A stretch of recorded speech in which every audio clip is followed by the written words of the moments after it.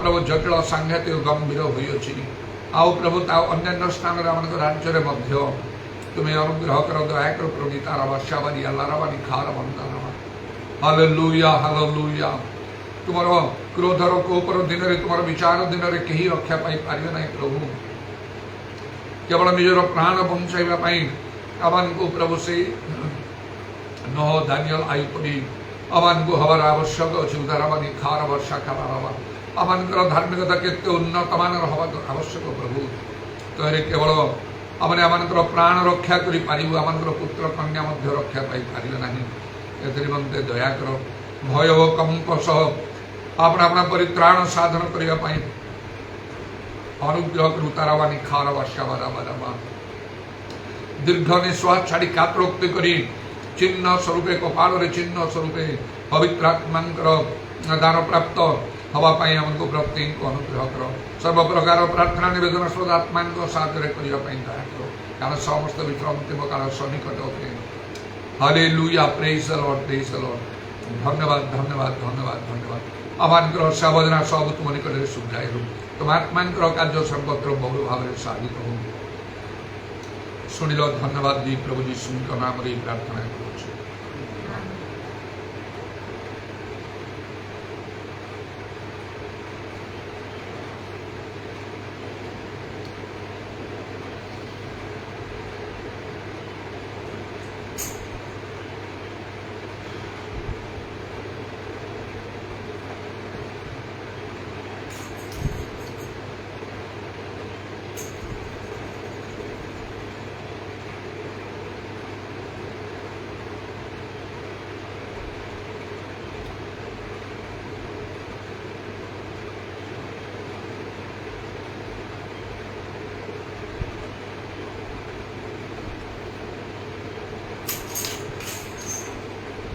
Sapore rakadaro hoyi jaye, sapore rakadaro hoyi jaye.